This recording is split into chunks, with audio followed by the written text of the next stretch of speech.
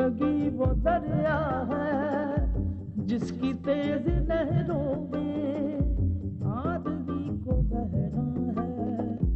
आने जाने वाले सब मौसमों में रहना है, मौसमों में रहना है। वक्त की हथेली पर आसमान ने जो लिखा तारना नजर चाहे फिर भी टल नहीं सकता। दूसरा कोई भी हो आदमी की किस्मत का रुख बदल नहीं सकता, साथ चल नहीं सकता। जिंदगी वो दरिया है, कहीं गुल खुशबू जुगनू, कहीं दिल सहरा बादल सरगम, कहीं जिला और कहीं पे है चट्टान इंसान, चट्टान चट्टान।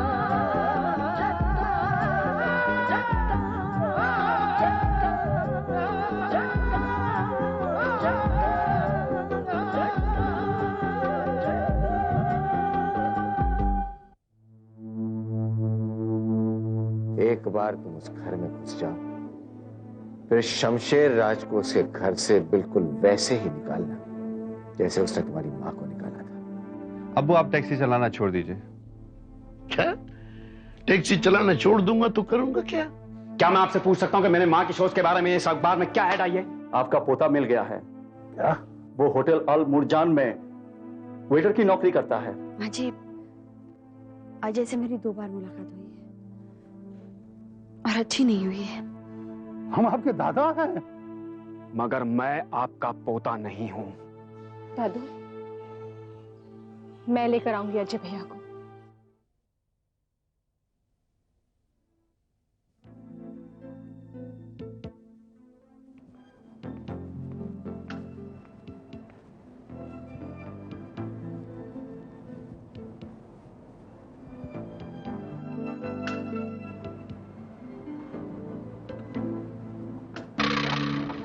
ओह हेलो मिस्टर सूरज, गुड आफ्टरनून।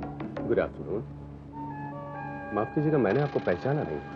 पहचान तो अब होनी है। कमल फ्रॉम ग्लोबल सीमेंट्स। आई सी। आइए एक कप कॉफी हो जाए। नो थैंक्स, मैं जरा जल्दी में हूँ। अरे 2 मिनट में क्या फर्क पड़ता है, ऐसे ही तो पहचान बनेगी। आइए आइए। मिस्टर सूरज, दरअसल मैंने आपको इसलिए रोका कि मैं आपको कंग्रेचुलेट कर सकूं। आइए बैठिए। किस लिए? बताता हूं, बैठिए।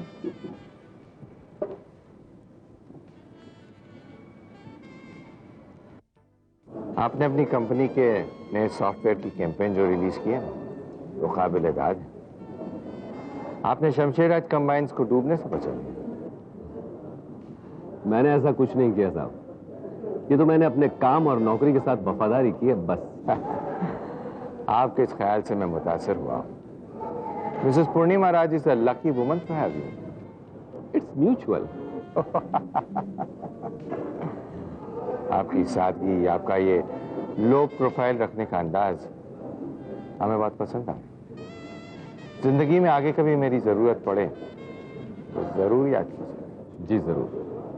अब इजाजत चाहूंगा। अरे कॉफी तो पीते जाइएगा। अब मुलाकात हो गई है, फिर कभी सही। I have to rush. Alright, as you wish. Thank you. Bye bye.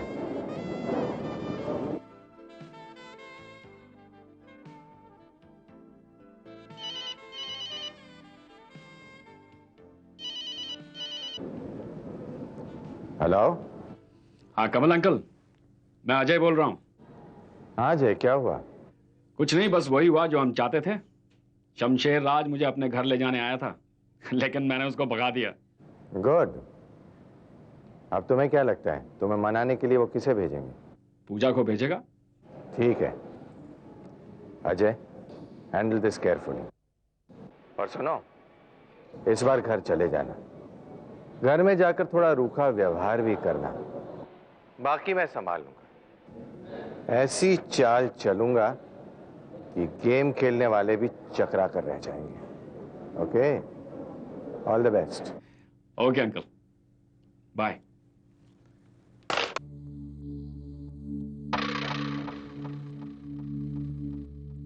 Excuse me, one coffee black.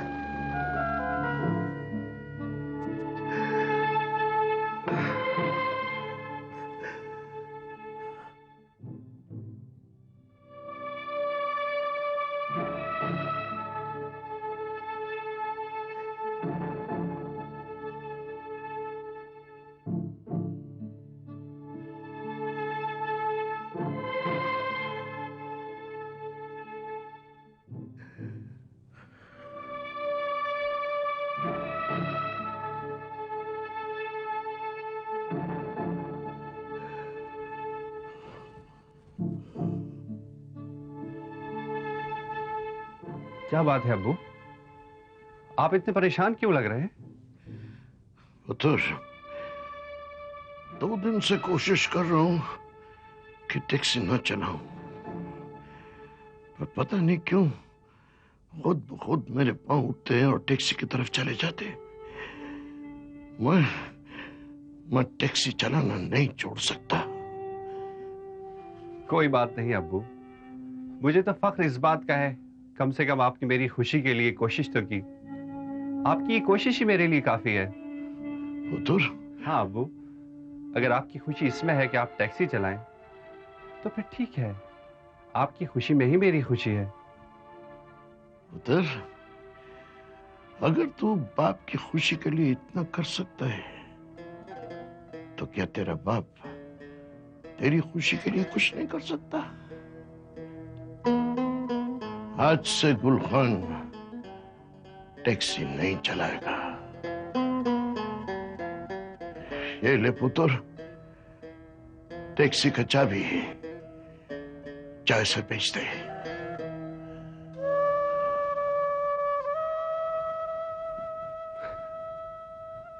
मुझे खुशी है अब्बू कि आप टैक्सी नहीं चलाएंगे, लेकिन ये टैक्सी हम बेचेंगे नहीं। हाँ,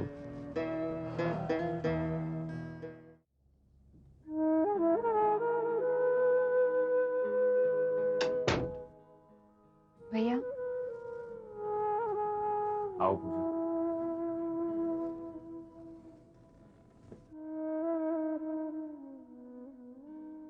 भैया, भगवान ने तुम्हारी प्रार्थना सुन ली है, मुझे मेरा भाई मिल गया है। पर अफसोस तो इस बात का है कि वो मुझे मिलकर भी कोसों दूर है। पूजा, मुझे तुमसे कोई गिला नहीं है, कोई शिकायत नहीं है मुझे तुमसे। पर मेरे दादा, मेरी दादी, यहां तक कि मेरे पिता, उन सब ने मेरी मां के साथ इंसाफ नहीं किया पूजा। उन लोगों की जातियों की वजह से तुम जानती हो मेरी मां को किन किन राहों से गुजरना पड़ा। और मुझे देखो, एक अमीर खानदान का पोता हूं मैं, अमीरी में पलना चाहिए था मुझे, पर अफसोस गरीबी में पला हूं, और वो भी एक झोपड़पट्टी में। उन कीचड़ से भरी गलियों में गुजरा है मेरा बचपन। मेरी जवानी लोगों के ताने सुन सुनकर गुजरी है पूजा, कि मैं एक नाजायज औलाद हूं जिसके बाप का पता नहीं। नहीं पूजा, नहीं, मैं उन लोगों को कभी माफ नहीं कर सकता। भैया, जो इंसान अपने कसूरवारों को माफ कर देता है ना, वो भगवान की नजरों में एक ऊंचा मुकाम पाता है। प्लीज आप उन्हें माफ कर दीजिए। नहीं पूजा, नहीं। भैया, ये जिंदगी मोहब्बत करने के लिए इतनी छोटी है, तो तुम किसी से नफरत कैसे कर सकते हो? पूजा, अगर तुम मेरी जगह होती ना, तो तुम इस इंसान को क्या उसकी तस्वीर तक देखना पसंद नहीं करती? भैया, तुमने तस्वीर का सिर्फ एक रुख देखा है, और सिर्फ एक रुख को देखकर इंसान को डिसीजंस नहीं लेना चाहिए। वो अक्सर गलती कर बैठता है। तुम्हें दादू से जाकर बात करनी चाहिए, हर बात को तफसील से करना चाहिए, उनका पॉइंट ऑफ व्यू जानना चाहिए। और फिर अगर तुम्हें लगता है कि वो गलत है तो तुम मुझसे कहना, मैं भी तुम्हारे साथ वो घर छोड़ दूंगी। हाँ भैया, हाँ।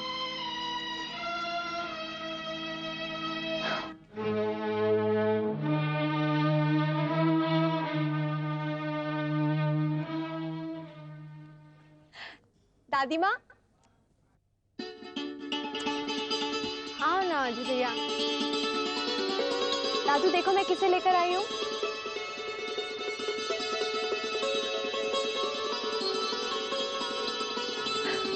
जीते रहो।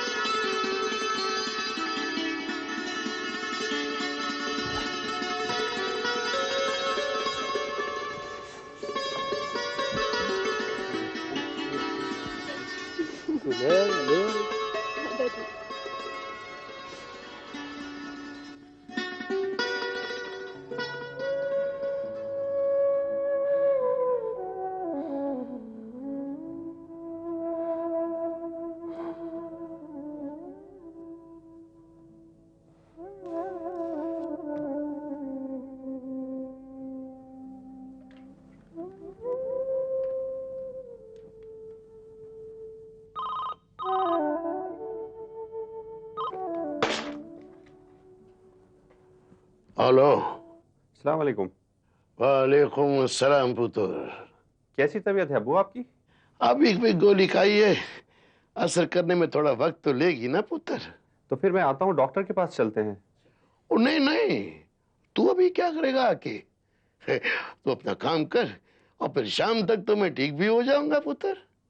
अच्छा, लेकिन अगर ज्यादा तबीयत खराब हो तो फिर मुझे फोन कर देना। ला ला, खुदा हाफिज बच्चा, खुदा हाफिज। कम वक्त ये बुढ़ापा भी एक अजीब बीमारी है।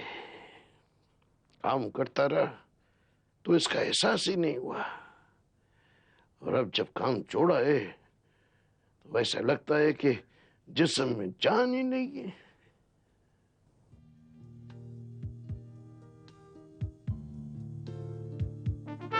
सॉरी अजय, मैं जरा लेट हो गया। नहीं कोई बात नहीं अंकल। कॉफी या कुछ कोल्ड ड्रिंक पिया कि नहीं? मंगाया? नहीं अंकल। अच्छा, तुम उस घर में शिफ्ट तो हो गए ना? नहीं अभी नहीं, कल परसों तक सामान शिफ्ट करूंगा, उसके बाद उस घर में पूरी तरह से रहने लगूंगा।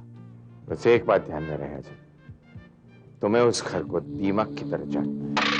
आप उसकी फिक्र मत कीजिए अंकल, वो दिन दूर नहीं जब शमशेर राज इस शहर की सड़कों पर होगा, ठीक उसी तरह जिस तरह से मेरी माँ ने अपने आप को इस शहर की सड़कों पर पाया था। हाँ अजय, अगर मैं ना होता तो पता नहीं तुम्हारी माँ का क्या हुआ होता। लेकिन दादी तो कह रही थी कि आप ही ने माँ को भड़काया, उसका घर बसने से पहले ही आपने उसे उजाड़ डाला। ये खसलत उनमें है अजय। सबसे पहले उन्होंने मेरा घर उजाड़ दिया, उसके बाद अपनी बेटी सिमरन की शादी उसकी मर्जी के बगैर कर दी और उसकी जिंदगी खराब कर दी। मैंने तो सिर्फ तुम्हारी माँ को सहारा दिया था। अगर तुम्हें यकीन नहीं आ रहा है ना तो पूछ लो अपनी माँ से। I believe you uncle, I believe you. मैं तो आपको सिर्फ ये बताना चाह रहा था कि वो लोग आपके बारे में क्या गलत बातें करते हैं। वो लोग तो मेरे बारे में तब से गलत बातें कर रहे हैं जब से मैंने करुणा से शादी की। खैर एक लंबी दास्तानी, एक किस्सा फिर से। अच्छा ये बताओ, तुम अपनी माँ को बताओगे कि तुम अपने दादा के घर रह रहे हो?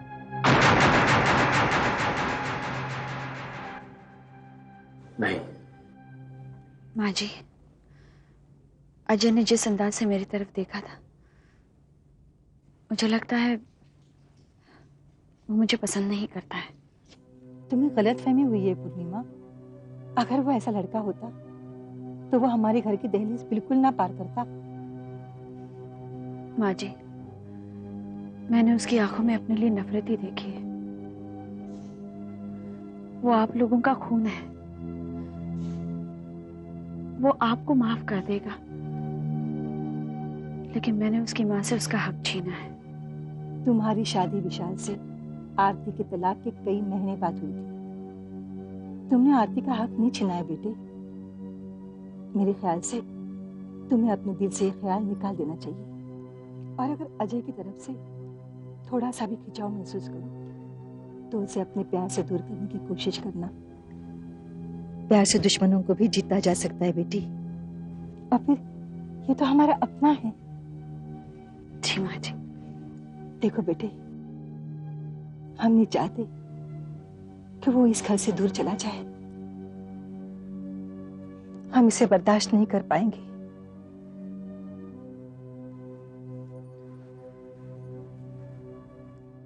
मुबारक हो संजरा, मुबारक हो, मुबारक हो, मुबारक हो, मुबारक हो, मुबारक हो। भाभी जान मुंह मीठा करो, मुबारक हो। तेरा पोता आया यार। कुल भैया, ये सब आपकी दुआओं का नतीजा है। ओ भाभी जान, दुआएं कभी खाली नहीं जाती हैं। रात रात भर जाग के इस खानदान की खुशहाली के लिए दुआएं मांगी थी, कैसे खाली जा सकती है? आगे ना अजय पुत्र घर में। दादू आया नहीं है, पूजा लेकर के आई है उसे। अरे आते कैसे नहीं? हमने तो कह दिया कि आपको घर चलना ही पड़ेगा, ये पूजा का हुक्म है। तो कहने लगे ठीक है चलता हूँ मैं। तू भी क्या याद रखेगी कि तुझे एक भाई मिला है। कितनी शैतान है, कितनी शैतान। एक मार इसे। तुझे क्या मालूम है कि खून के रिश्ते किस कदर मजबूत होते हैं। ये तू उसको लेके नहीं आई है, ये खानदान की मोहब्बत उसको खींच के लाई है। हमारा खून है जो उसे घर वापस लाई है। सही कहता, लेकिन वो है किधर? उसको बोलो उसका छोटा दादू आया है, गुलखान। छोटे दादू की तरह वो बेकार नहीं बैठा हुआ है, कामकाज करता है, बड़ा मेहनती लड़का है, बहुत मसरूफ रहता है। भाभी जान इसको समझा दो वरना। गुल भैया वो ऑफिस गया है, आ जाएगा। मैं ऑफिस जा रहा हूँ, तुझे मिला दूंगा। तू नाराज क्यों होगा? चल मेरे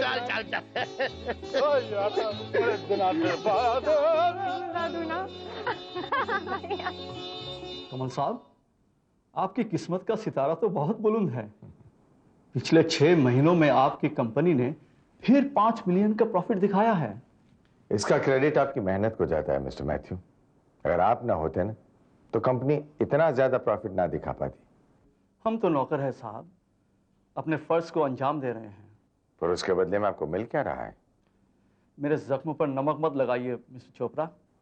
मैं ऐसा कुछ नहीं कर रहा हूं, बल्कि आपको इस बात का एहसास दिला रहा हूं कि आपको अपनी मेहनत का मुआवजा लेना चाहिए। अगर नैना जी कुछ देंगी तो मिलेगा ना। अगर वो ना भी दें तब भी मेहनताना मिल सकता है। वो कैसे? नैना जी ने आपको पावर ऑफ अटर्नी दिया है, उसका इस्तेमाल कीजिए और नैना जी का आधा हिस्सा आप मुझे भेज दीजिए। ये तो चीटिंग होगी। मुझे कोई भी ऐसा इंसान बताइए जो बगैर चीटिंग किए अमीर बना हो। अमीर वही बनता है मिस्टर मैथ्यू जो अपना कॉन्शियंस घर रख के धंधा करता है। ऐसा मौका बार बार नहीं आता है। सोच लीजिए, जो पैसे आपको मिलेंगे उससे आप एक कंसर्न खोल सकते हैं। जिंदगी के ऐशो आराम की वो सारी चीजें आपको मिल सकती हैं जिसके सपने आपने और अपने परिवार ने देखे होंगे। मुझे सोचने का मौका दीजिए। सोचते वही हैं जो फैसला नहीं कर पाते मिस्टर मैथ्यू। बड़े आदमी पलक झपक के ही फैसला करते। ठीक है, मैं आपकी ऑफर लेने के लिए तैयार हूं। That's it. सूजी, ओनरशिप के जो कागजात मैंने बनवाए थे ना, वो अंदर भिजवा दो। Thank you.